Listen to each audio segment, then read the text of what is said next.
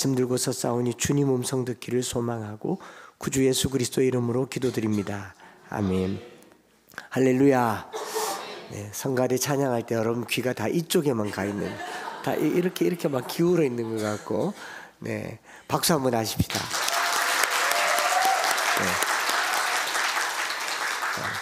네. 5, 6살 때부터 꿈이 뭐냐 물으면 엠마오 교회 세컨드 반주자가 되는 게 꿈이라고. 5학년 때부터 반주해서 지금 중학교 2학년, 1학년, 중1입니다. 그래서 네, 앞으로 계속 제가 여기 식구들 평생 하나님 찬양하는 일에 나와 함께 하자. 이제부터 키울라 합니다. 네, 그래서 그 외에도 또 우리가 하나님 섬기는 일에 재능 아끼지 마세요. 옛말에 아끼다. 네, 여러분들이 말씀하셨으니까 뭐 어차피 한 번 쓰는 건데요. 주님 앞에 귀히 쓰임 받다가 가면 그것도 좋지 않겠는가 싶고, 저는 하나님이 특별하게 페이버를 보여주는 사람이 누구냐? 찬양하는 사람, 찬양하는 일을 기뻐하는 사람. 내가 가진 재능을 하나님 찬양하는데 온전히 쓴 사람은 하나님께서 특별히 호의를 베푸십니다. 왜냐하면 이 백성은 내가 내 영광을 위하여 지었나니 곧 나의 찬송을 부르게 하려 함이라. 노래를 못해도 찬양하고자 하는 사람 기뻐하시고, 음치도 박치도 뭐든지 하나님을 찬양하고자 하는 사람 기뻐하시니까 또 많이 이렇게 지원해서 내년에 좀 많은 찬양으로 이 공간을 가득 채우기를 소망합니다. 자, 사도행전 38번째 말씀, 담대하라 말씀으로 이제 제 말씀 전할 텐데, 건강이 회복되어서 여러분들을 다시 볼 수 있어서 참 감사합니다. 조금만 더 관리 잘하면 아주 좋은 결과를 볼 수 있다고 하니까 남은 기간 동안 잘 관리하고 일정과 사역을 잘 조심해서 감당하려고 합니다. 사실 오늘도 황윤선 목사님께서 말씀 전해주시려고 만반의 준비를 다 해두었는데 제가 욕심나서 섰습니다. 제가 안 서면 여러분들이 더 걱정할 것 같기도 하고, 또 건강이 회복되었다고 신고도 할 겸 해서, 또 완전히 괜찮아진 것은 아니지만 조심하고 건강관리를 잘하겠다라는 의미로 제가 설교를 하기로 했습니다. 새벽마다 이 기도의 자리를 지켜주신 여러 성도분들께 감사드리고, 또 새벽 예배의 말씀으로 인도해 주신 우리 황윤소 목사님과 승리교회에도 감사드립니다. 제가 말씀 전한다고 하니까 어떤 분이 그러더라고요. 그래, 그건 잘 생각했다. 성도들이 궁금할 테니까 설교는 하되 10분만 해라. 굉장히 좋아하시네요. 줄이려고 했는데 안 되더라고요. 저희 집 사람이 딴 데 가서는 짧게 잘하더만 왜 여기서는. 네, 그래도 가는 데까지 가보겠습니다. 자, 다시 본문으로 들어와서요. 바울이 예루살렘에서 이 성전의 소동을 일으킨 주범이 되어서 성전 밖으로 쫓겨나서 화가 잔뜩 난 예루살렘 사람들에 의해서 돌에 맞고 온 성은 요란합니다. 천부장이 가까스로 말려서 군인들에 들려서 성 안으로 들어가면서 층대에서 자기가 변론할 기회를 얻어서 변론을 합니다. 22장의 내용은 바울이 간증한 내용이죠. 내가 예수를 만났다, 다메섹에서 예수를 만났다라는 자기 간증의 이야기를 그 층대에서, 그러니까 오해를 풀려고 하지 않았어요. 내가 이방인 드로비모를 성소에, 성전에 데려간 게 아니다, 이걸 풀려고 하지 않고 내가 만난 예수를 전했는데, 그 간증한 내용이 오히려 그 성 안에 있는 사람들을 더 흥분하게 하죠. 그래서 22장 22절에 보면 소리를 지르고 이러한 자는 세상에서 없애버리자, 살려둘 자가 아니라, 이것 때문에 더 큰 소란이 일어납니다. 떠들고, 또 23절에는 옷을 벗어 던지고 티끌을 공중에 날리고 군중이 완전히 폭도가 되는 겁니다. 천부장이 너무 놀래서 오해가 좀 풀릴 줄 알고 변명할 기회를 줬더니 오해는커녕 더 큰 소란이 일어나니까 치안을 담당해야 하니까 폭도들을 잠재울 수 있는 방법은 바울을 신문하는 방법밖에 없겠다 해서 바울을 영내로 들어가서 조사하려고, 채찍질하려고 가죽줄로 묶으니까 바울이 이때 기지를 발휘해서 로마 시민권자인 나를 조사도 하지 않고 죄 없이 채찍질을 할 수 있느냐라고 항변했고, 바울은 깜짝 놀란 천부장 앞에서 신문을 면하게 됩니다. 당시 로마 시민권자는요, 시민권이라고 하는 이 시민권은 돈을 주고 살 수도 있고 또 그 권리를 부모님에게 물려받기도 합니다. 그러니까 특권 계층인 거죠. 로마 황제에게까지 항소할 수 있습니다. 우리는 대법원 결판나면 끝이지만 황제에게까지 항소할 수 있는 이 사법 시스템의 보호권이라는 게 있어요. 그래서 사도 바울이 로마 사람에게 맞을 이유는 없는 거죠. 유대인들에게 내가 돌 맞을지언정 너에게는 맞지 않겠다. 그렇게 해서 천부장이 깜짝 놀라서 손을 대지 못합니다. 이런 배경 아래에서 이제 천부장은 치안을 안전하기 위해서 해야 되는 게 뭐냐? 다시 유대인들을 모아서 이 일의 진위를 여부를 파악하려고 공회를 소집한 겁니다. 성난 군중들에게 심판받는 것을 피해서 이제 법적인 재판의 과정으로 넘어가게 되는 거죠. 22장 30절에 이튿날 천부장은 유대인들이 무슨 일로 그를 고발하는지 진상을 알고자 하여 그 결박을 풀고 명하여 제사장들과 온 공회를 모으고 바울을 데리고 그들 앞에 세웠다라고 얘기합니다. 21장과 22장에서는 두 번의 소요를 일으켰던 바울이 이 거의 회당이나 그 마당뜰에서 성전 밖에서 일어났지만 이제 23장에서 와서는 사내들인이라고 하는 공회 앞에서 공식적으로 자기를 변호할 기회를 갖게 된 겁니다. 지금 공회 앞에서 재판을 받고 있는 내용이 우리가 읽은 본문인데요. 이 공회라고 하는 것은 사내들인이라고 하는데 유대인들의 최고 의결기관으로 로마의 허락 하에서 유대인들의 전통과 질서를 유지하도록 하는 권위 있는 재판기구입니다. 23명에서 많게는 71명까지 구성된 전통기구이고 또 여기에 바울이 서게 된 겁니다. 바울의 입장에서 봤을 때 예루살렘에 복음을 전하려고 하는 바울의 입장에서 봤을 때는요, 지금 최고의 기회가 왔어요. 이 종교 지도자들, 정치 지도자들 앞에서 자기가 믿고 있는 예수를 전할 수 있는 최고의 기회, 그리고 예루살렘 방문의 목적에도 부합된 그런 위치에 서게 되었고 2절과 3절을 이렇게 읽어보면 1절과 2절을 읽어보시면 알겠지만 그 기회를 틈타서 나는 범사에 양심에 따라 행동하였다라고 말하지만 말할 기회를 얻어서 말하는데 이 성전 밖에서 바깥 마당에서 말할 때보다 말하는 게 더 어려워 보입니다. 그 71명밖에 되지 않는데 말끝마다 거친 반응들이 쏟아져 나옵니다. 끝까지 자기 변론을 다 펼칠 수 없을 만큼 계속 입을 쳐라, 닭 쳐라, 닭도 치고 제가 아직 건강해진 게 표가 나시죠? 그래서 바울이 한마디도 끝까지 못하게 되는 거죠. 1절에 보면 바울이 공회를 주목하여 이르되 여러분 형제들아 오늘까지 나는 범사의 양심을 따라 하나님을 섬겼노라. 계속 들어주면 되지 않습니까? 그런데 대제사장 아나니아가 곧장 바울 곁에 있는 사람들에게 그 입을 치라, 입을 치는 겁니다. 입 치면 입 쳐, 닥치면 닥쳐, 그런 거죠. 죄송합니다. 그랬더니 바울이 또 3절부터 5절까지 이번엔 또 지지를 않네요. 돌에 맞았을 때는 그렇게 가만히 있던 바울이 이번에는 또 대꾸를 합니다. 바울이 이르되 회칠한다며 하나님이 너를 치시리로다. 하나님이 너를 치면 하쳐. 네가 나를 율법대로 심판한다고 앉아서 율법을 어기고 나를 치라 하느냐 하니 곁에 선 사람들이 말하되 하나님의 대제사장을 네가 욕하느냐. 바울이 또 말해요. 형제들아 나는 그가 대제사장인 줄 알지 못하였노라. 기록된 바 너의 백성 관리를 비방하지 말라 하였느니라. 바울이 물러서지 않고 이 종교 지도자들과 계속 논쟁을 벌이고 있습니다. 여기 회칠한 담, 네가 대제사장이었어? 몰랐네. 쏘리. 이런 분위기예요. 근데 여러분 바울이 대제사장 아나니아를 정말 몰랐을까요? 그 당시 종교 최고 지도자인데, 그리고 바울은 바리새파 사람이잖아요. 그러니까 지금 공회에 모였고 공회의 최고 주관자가 대제사장 아나니아인데 아나니아를 보고 아유 내가 몰라봤네. 대제사장이었어. 이건 굉장히 모욕적이고 비아냥거리는 말인 겁니다. 대제사장으로 인정하지 않고 있다라는 말이죠. 비꼬는 말투였습니다. 특별히 회칠한 담이란 표현은요, 예수님께서도 바리새인과 서기관들에게 말한 적이 있습니다. 마태복음 23장 27절에 화 있을진저 외식하는 서기관들과 바리새인들이요 회칠한 무덤 같으니 겉으로는 아름답게 보이나 그 안에는 죽은 사람의 뼈와 모든 것이 더러운 것이 가득하도다.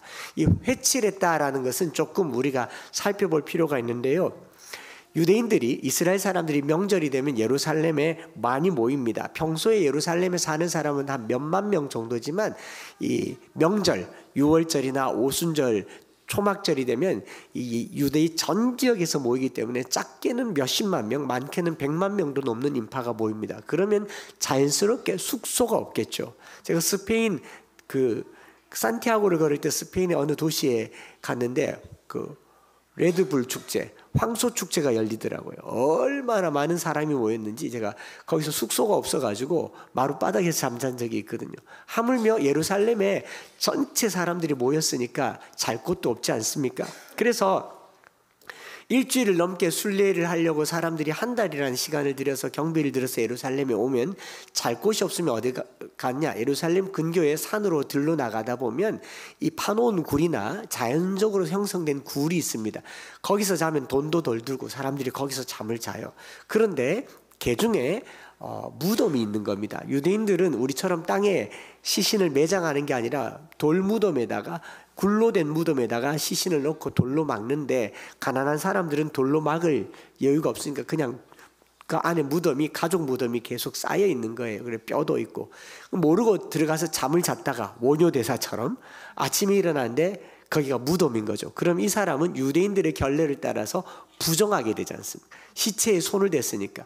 지금 먼 거리를 절기를 지키러 왔는데 지금 이것 때문에 다시 정결례를 지키고 나면 절기가 끝나버리지 않습니까?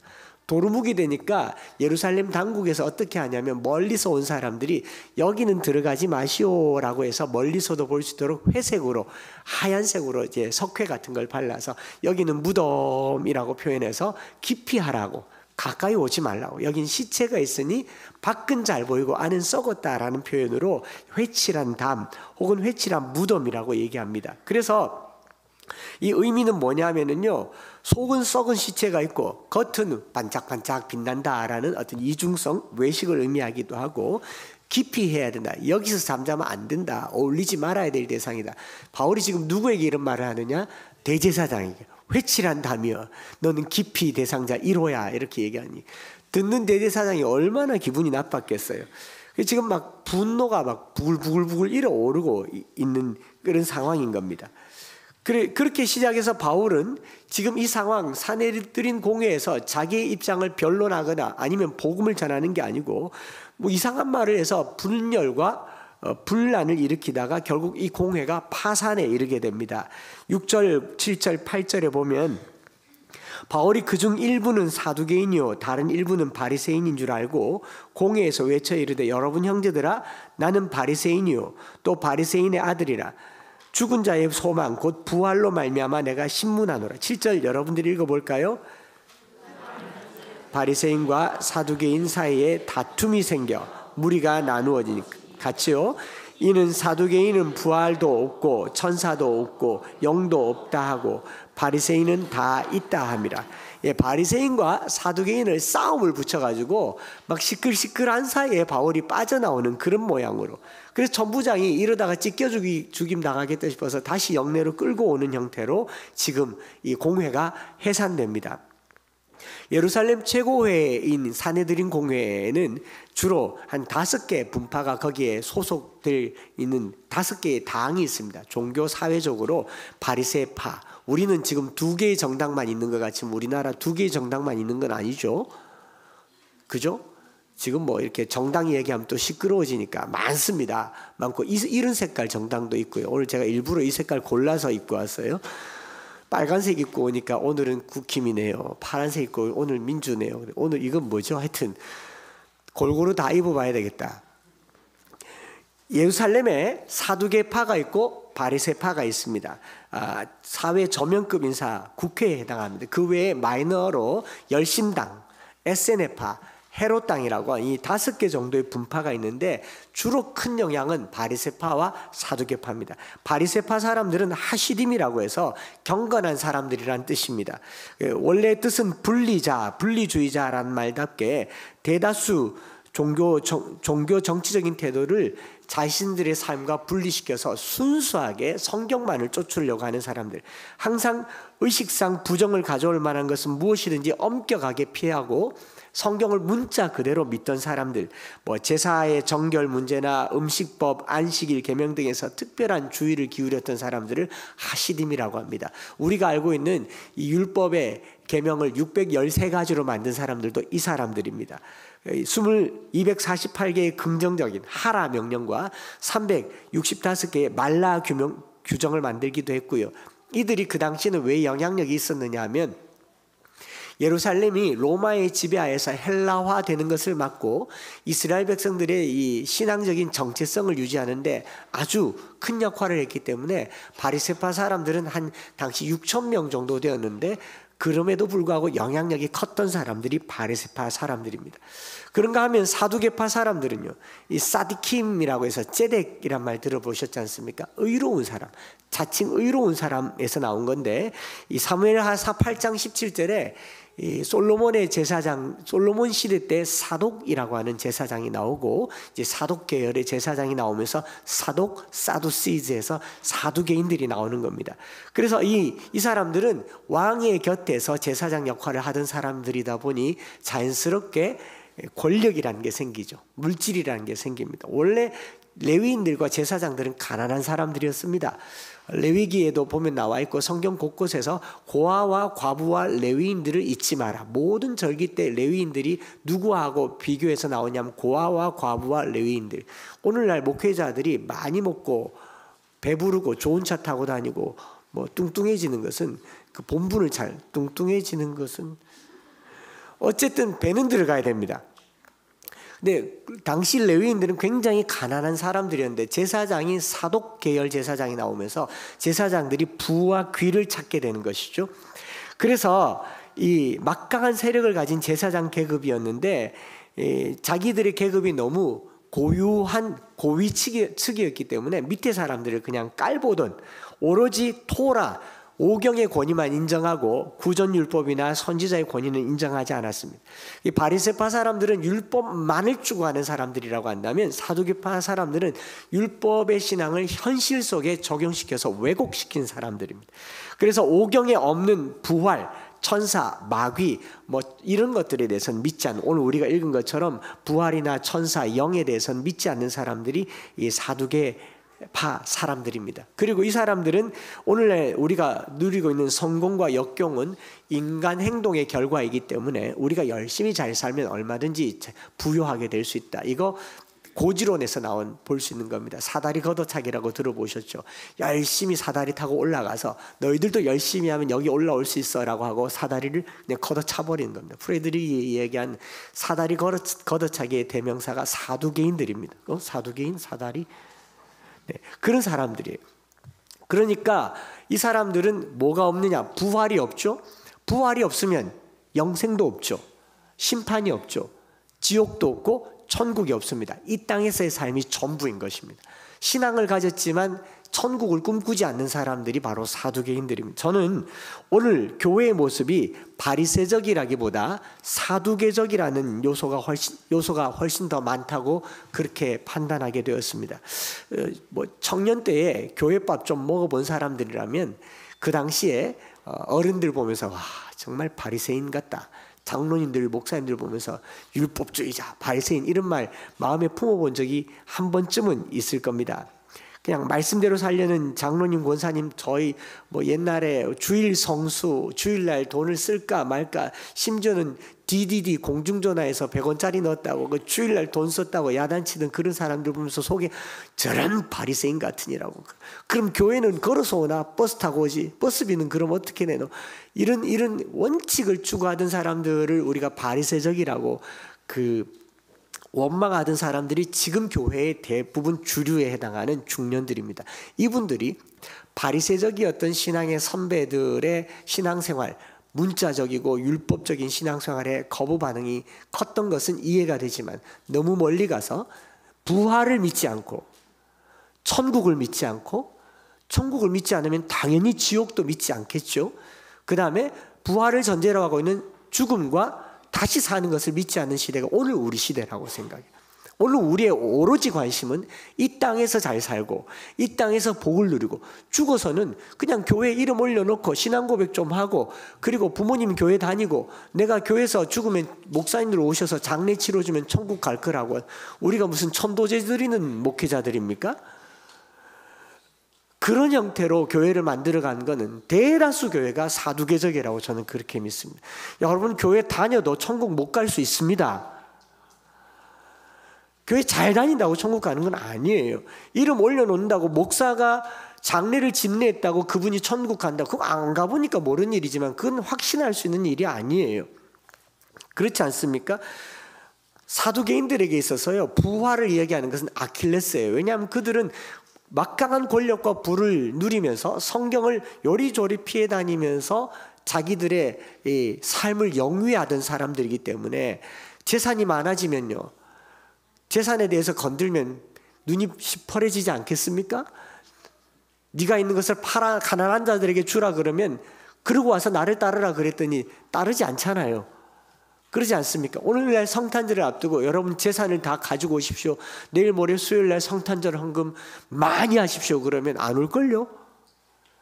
당장 우리 앞에 우리는 물질이 부담된다라는 말을 쉽게 하는데요, 저는 다르게 이런 생각이 들어요. 하나님은 부담되지 않고 내가 가지고 있는 물질이 부담된다라는 게 이게 사두개적이란 말이죠. 천국에서 이거 다 정산한다면 뭘 받겠습니까? 여러분 젊은 사람들이 비트코인에도 투자하고 주식에 투자할 줄 아는데 하나님 나라에 투자하는 법을 몰라요. 주일이라고 하는 시간을 투자하시기 바랍니다. 11조라고 하는 물질을 투자하시기 바랍니다. 구제하고 흩어 보내는 것을 하나님 나라를 위해서 투자하시기 바랍니다. 수익률이 높아요. 하나님께서 뭐라고 말씀하세요? 가난한 자에게 주는 것은 하나님께 구워주는 것이라 그랬잖아요. 우리는 하나님 나라의 사채업자가 되시길 바랍니다. 특별히 12월 25일 날 여기 소외받는 자들을 예배 드릴 때 우리가 그들에게 뭐 따뜻한 그 강사 섭외하면서 목사님 사례는 없습니다. 대신 뭐 좀 들고 와야 됩니다. 무슨 사례 없는 건 둘째치고 뭐 들고 오래요. 제가 우리 성도들 들고 가려고 그럽니다. 우리가 사두개적인 신앙생활을 하지 않는다라는 말의 의미는 땅의 것에 지나치게 연연하지 않는다라는 것. 있을 수도 있고 없을 수도 있지 않습니까? 제 주변에 주식 좀 하시는 분이 있는데 마음이 너그러워야 된대요. 올라갔다고 좋아하고 떨어졌다고 슬퍼하고 시간이 가만 둬야 된대요. 그런 거 연연하신 분이 부활을 믿는 분인 줄 믿습니다.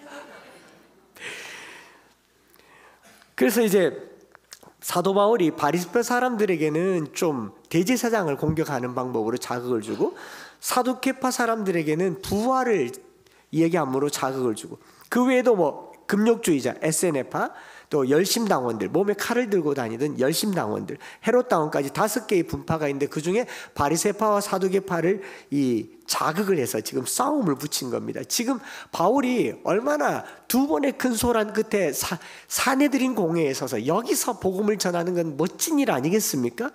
그런데 바울이 여기서 막 계속 좀 우리 좀 경상도사들을 깔짝깔짝 떼가지고 싸움 붙이고 그냥 나와버린 거예요.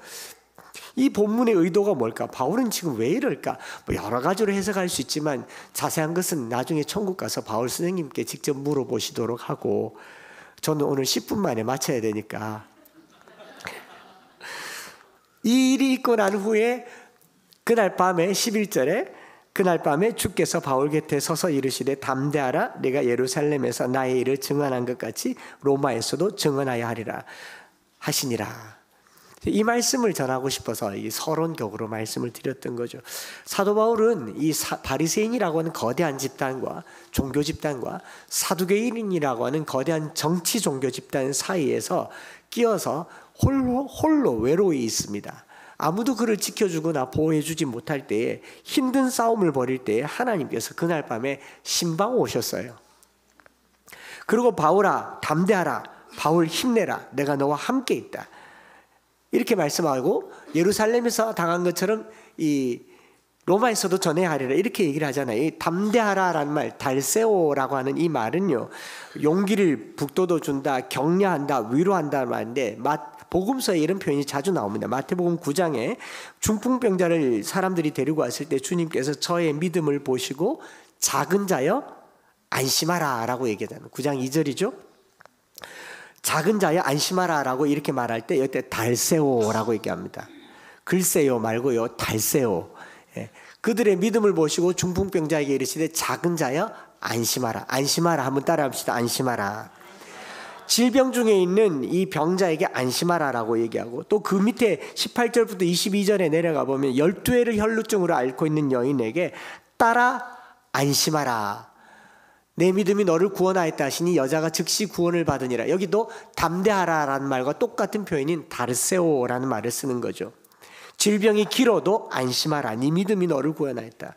14장 22절부터 33절에도 보면요, 풍랑 중에 있는 제자들에게, 두려워하고 있는 제자들에게 안심하라, 내니 두려워하지 말라 이렇게 말씀하고 있잖아요.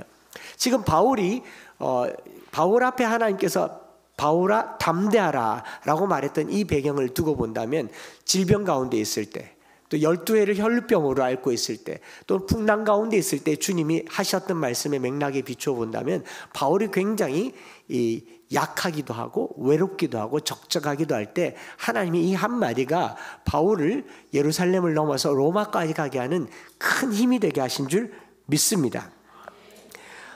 그러면서 제 마음에 이 찬양이 떠오르더라고요. 손경민 목사님의 곡 중에서 염려하지 마. 제가 우리 교회 손경민 목사님을 한번 초대해 보려고 합니다. 못할 것 같습니까? 아니, 그 여진구 대표님이 나한테 연락해 보내줄게 그랬어요. 카드가 하나 있으니까. 손경민 목사님 아세요? 은혜. 곧 초대하도록 하겠습니다. 내년 4월에는 그 뭐지? 러빔이라고 하나님의 열심이라는 찬양 옵니다. 그 러빔 작곡가가 우리 교회 설립 예배 드릴 때 첼로 켰던 당시 초등학생인데, 이제는 유명한 CCM 송라이터가 돼서 이제 4월 달에 오기로 했으니까 손경민 목사님도 불러봐야죠. 그 가사에 나의 가는 길이 보이지 않을 때, 길이 멀다 느낄 때 빛 되신 주 그 사랑의 빛 나의 가는 길 비추신다. 무엇을 먹을까, 무엇을 입을까. 이 노래를 불러드리면 참 좋겠지만 이 감정이 또 격해질까 봐 잘 참고 있습니다. 무엇을 먹을까, 무엇을 입을까, 어두운 근심 쌓일 때 저 들풀도 하늘의 새도 하나님이 먹이신다. 염려하지 말라, 염려하지 말라, 염려하지 말라, 내 주는 살아계신다. 염려하지 말라.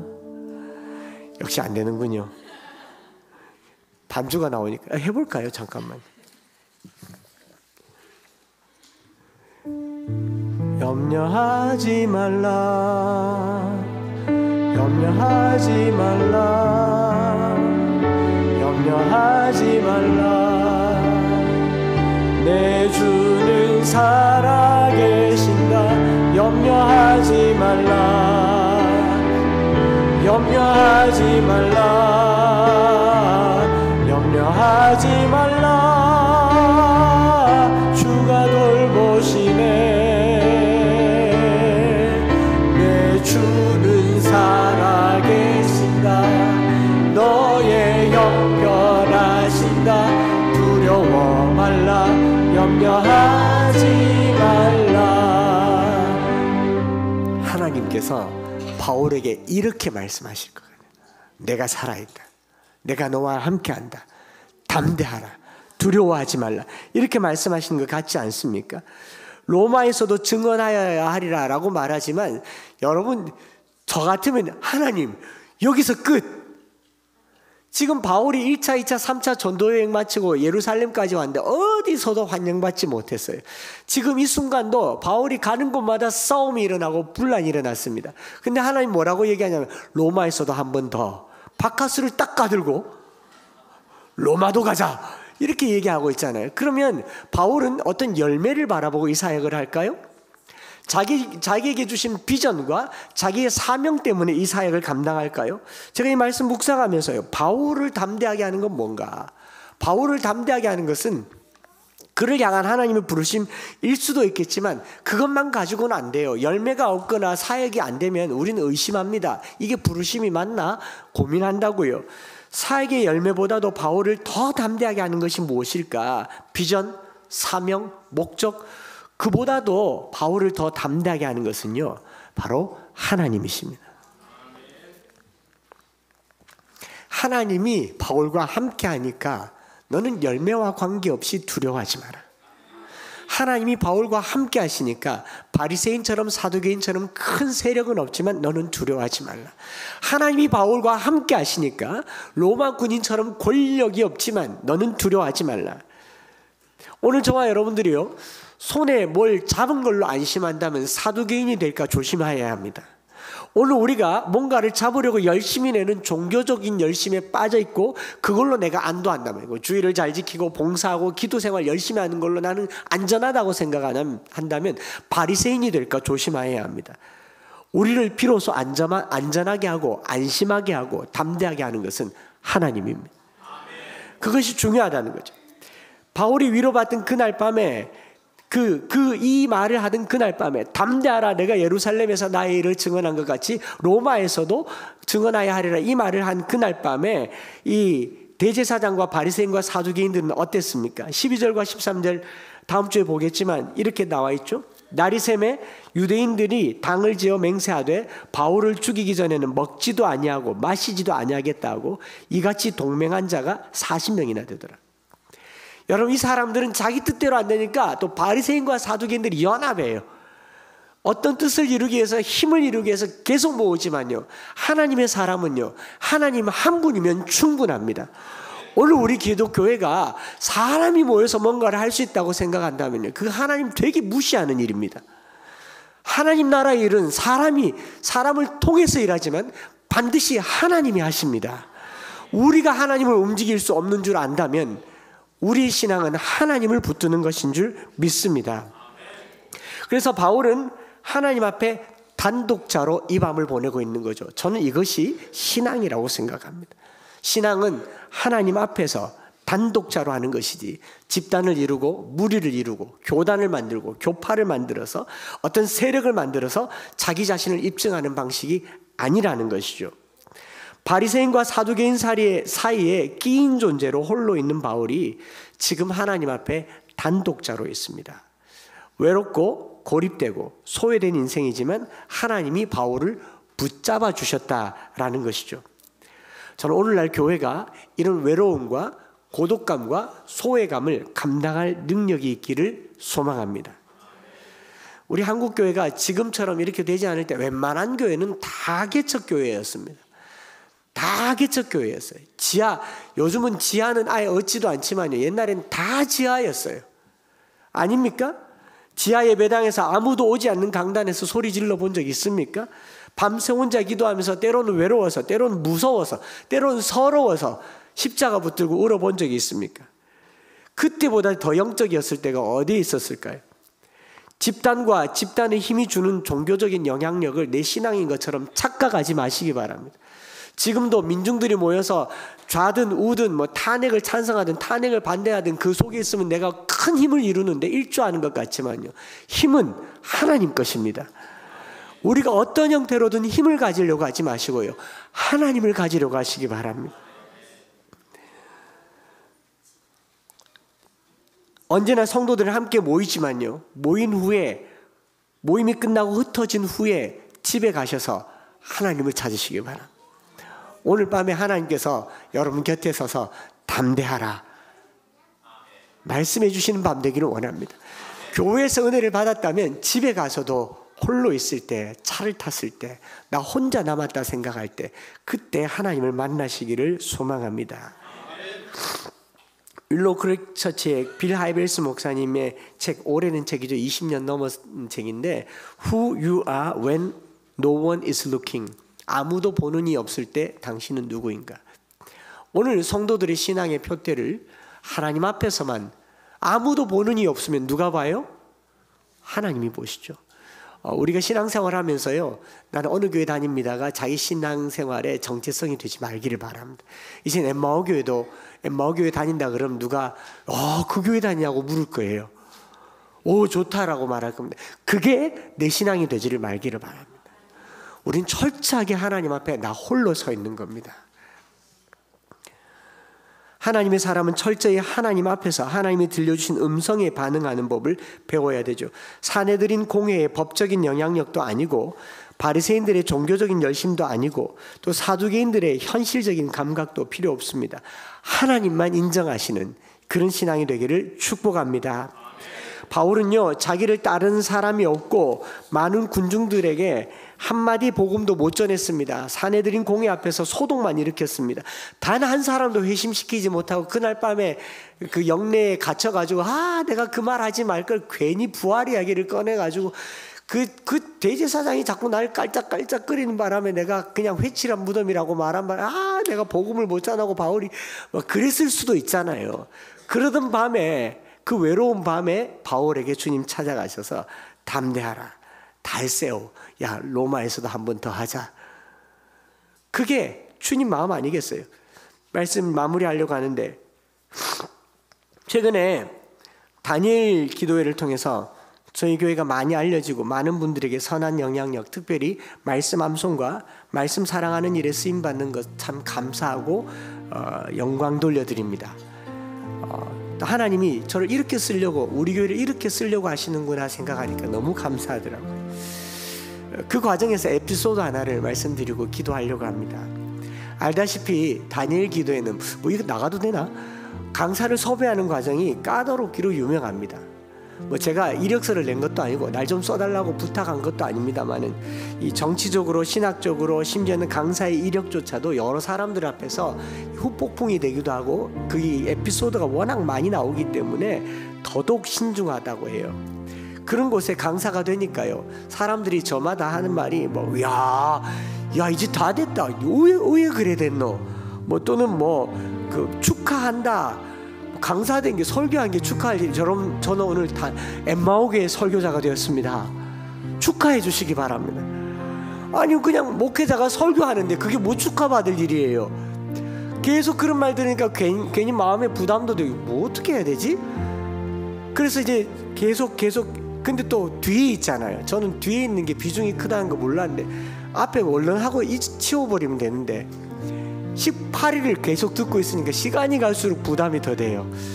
앞에는 뭐라고 하는가, 중복되면 안 되는데 저 어떤 코드가 있는가 계속 보다가 그런 생각을 해야 되는데, 그만큼 이제 강사를 섭외하는 과정이 까다로우니까 사람들이 검증이 됐다 이런 말을 하는데, 그 섭외하는 과정에 여러분들에게 말씀드리지 않은 한 일이 있었습니다.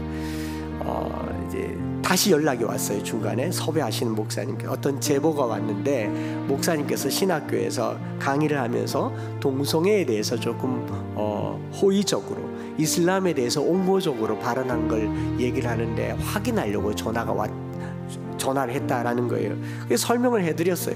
설명을 해드리고 전화를 끊는데 마음이 편치를 않는 겁니다.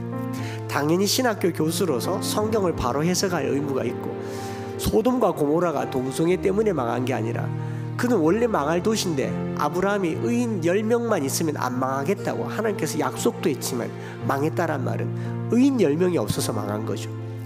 또 소돔과 고모라가 망했다고 하더라도 그 소돔과 고모라가 단순히 동성애 때문인가? 아니에요. 아브라함의 조카 롯을 보면요, 자기 딸을 성폭행의 희생물로 내놓는 그런 아빠가 더 경을 칠 아버지지, 동성애자가 더 나빠요. 자기 딸을 성매매의 희생물로 내놓는 아버지가 더 나빠요. 둘 다 나쁘죠. 이런 얘기를 했단 말이죠. 우리가 아브라함의 기도로 겨우 구원받은 롯, 의로워서 구원받은 게 아니에요. 하나님의 자비하심으로 구원을 받았어요. 우리가 아브라함처럼 이 망해가는 땅에 하나님의 자비하심을 구하지는 못할지언정, 어떤 것을 특정하여서 이 세상이 멸망받을 것이라고 말하는 것은 성경을 잘못 해석하는 것이다 라고 말을 했거든요. 또 이슬람 국가에 대해서 우리나라에서 이슬람 선교사들을 그 위험한 곳에 신분을 위장해가면서까지 선교사를 보내는데, 이 모슬림이 우리나라에 들어오는 것을 막을 이유가 없잖아요. 그 오면 딱 걸렸죠. 선교사 하나 보내는 것보다 그들 10명 들어오는 게 복음 전하기 훨씬 좋잖아요. 전도의 기회를 삼자라고 말했는데 그 말이 이렇게 왜곡되어서 이슬람에 대해서 옹호적이고 또 동성애자를 찬송한다. 누가 찬송해? 대한민국 목회자 중에 그거 좋아할 사람 제가 아직까지 본 적이 없어요. 목회자들이 있긴 있겠고 제 눈으로 본 적은 없습니다. 어쨌든 이렇게 설명을 하고 그 목사님 그러면 네 계속 말씀 전해주시기 바랍니다 하고 전화를 끊었는데 마음이 안 편한 겁니다. 마음이 안 편해서 그럼 뭐 다니엘 기도에 강사 안 하면 되지 하고 전화를 다시 들었어요. 전화를 듣는데 전화를 하면 제가 이 말을 인정하는 게 되지 않습니까? 진짜 동성애를 수용하는 게 되는 거고 또 안 하자니 막 억울하기도 하고 속도 상하고 마음이 부글부글 끓어요. 이래저래 마음이 안 편할 때 하나님께서 제 마음에 주신 은혜가 바로 이런 거였습니다. 한 목사,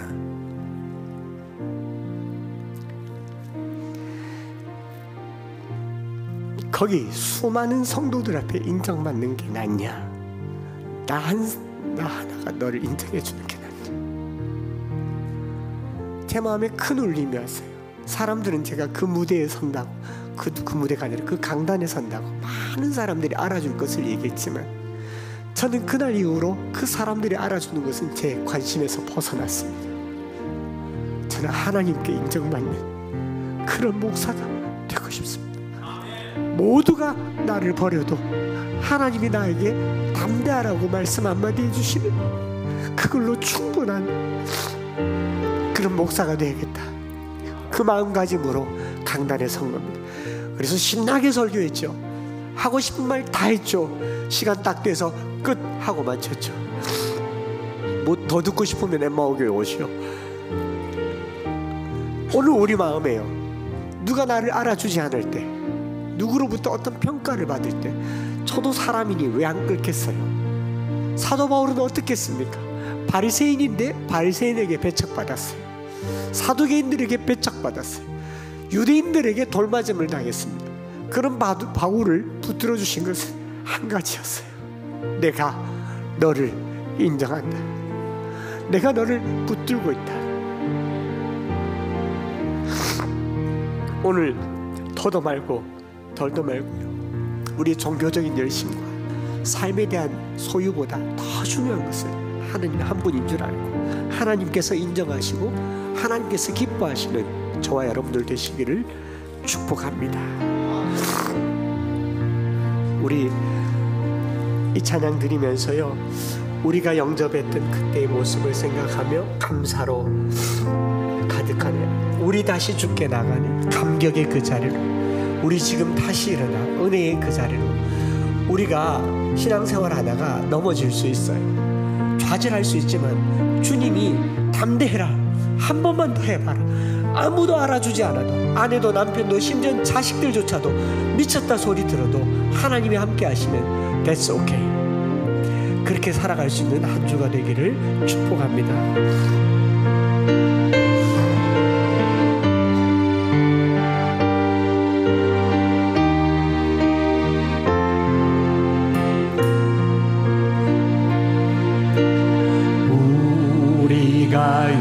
영접했던 그때의 모습을 생각하며 감사로 가득하네. 더 이상 도망가려 하지 않는 모습들을 확신하며 기대로 가득한 우리가 영접했던 그때의 모습 생각하며 더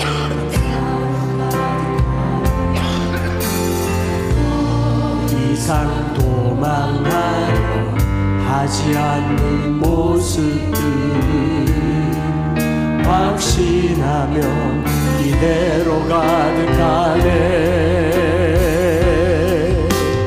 우리 다시 죽게 나가네. 감격의 그 자리로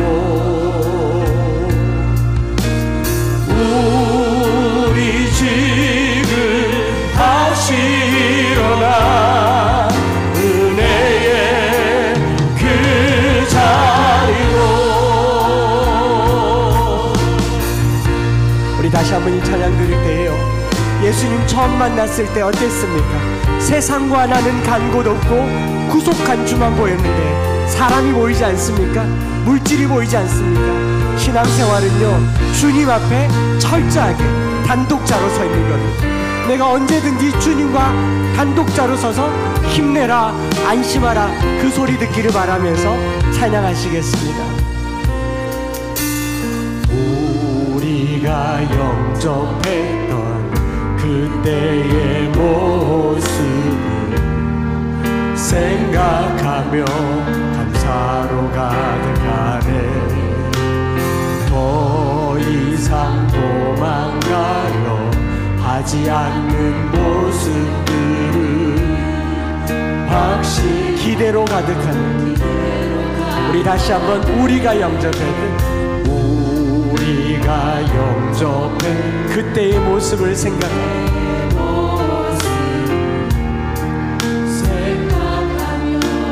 감사로 가득하네.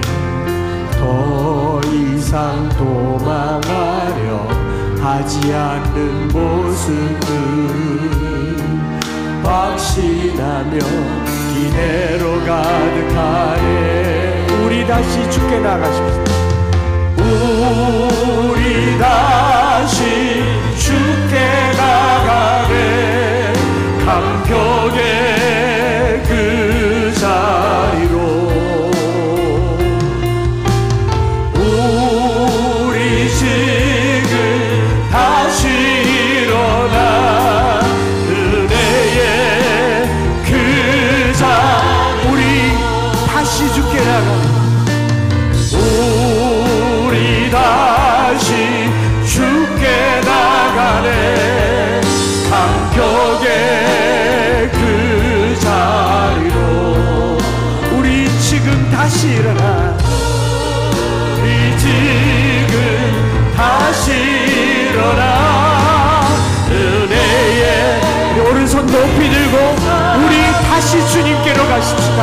다시 주님께로 우리 다시 주께 나가네. 감격의 그 자리로 그 자리로 우리 지금 다시 일어나 우리 지금 다시 일어나 은혜의 그 자리로 우리 시간 말씀 붙들고 합심해서 기도하기를 원하는 주님 충분합니다. 주님 은혜면 충분합니다. 세상과 나는 간 곳 없고 구속한 주만 보였던 그때를 생각하면서요, 지금 나를 흔들고 있는 게 하나님은 아닐 거예요.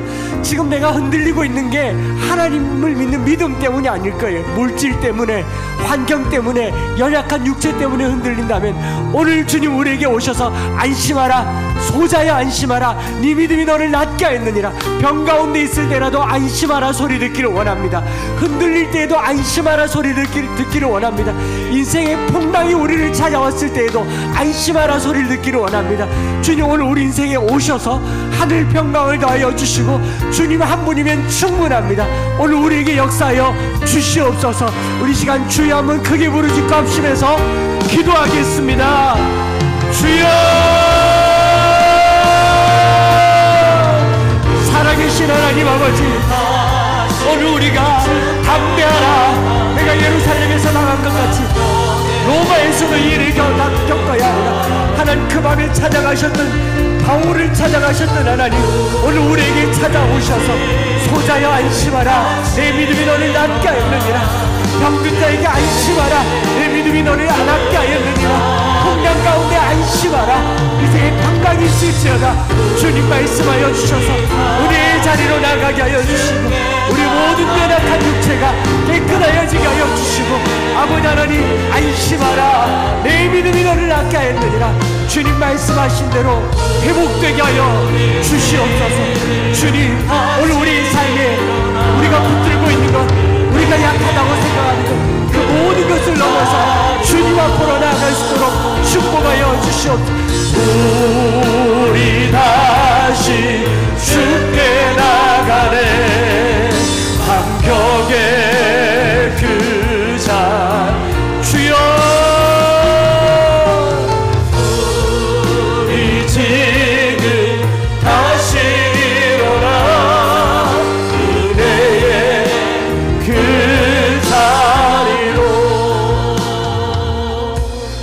하나님 아버지, 바울을 생각하면 그냥 바울의 위대함에 빠져서 바울을 어떻게 들으시는지 가끔 잊어버릴 때가 있지만, 바울의 인간적인 면을 돌아보고 그 연약함 가운데 함께 가셨던 하나님을 생각하면 오늘 우리에게 은혜가 넘칩니다. 하나님, 우리가 큰 세력도 없고 큰 무리도 없고 어디 가나 배척받고 어디 가나 외롭지만 매일매일 주님 찾아와 주셔서 담대하라, 한 번 더 이 일을 해야 한다고 할지라도 주님 함께 하시면 담대하게 하여 주시옵소서. 하나님, 저의 인생에 목회자라고 하는 귀한 축복을 허락해 주셔서 감사합니다. 하나님, 이 일을 하며 외로울 때도 가난할 때도 힘들 때도 담대하라 말씀하시고 안심하라 말씀하시고 다시 한번 하자고 말씀하셨을 때 성공이 보장되지 않아도 하나님이 보장되니 충분하게 하여 주시옵소서. 이와 같이 우리의 삶 속에서 성공과 승리를 추구하는 것이 아니라 하나님을 추구하는 삶이 되기를 간절히 소망합니다. 홀로 있을 때마다 밤마다 주님 찾아가셔서 소자야 안심하라, 내 믿음이 너를 낫게 하였느니라 말씀하여 주시옵소서. 이 중에 12해를 혈루병으로 앓던 것 같은 그런 연약함이 있다면 오늘 주님 찾아오셔서 옷자락 잡는 우리의 마음을 헤아리시고 따라 안심하라 말씀하여 주시옵소서.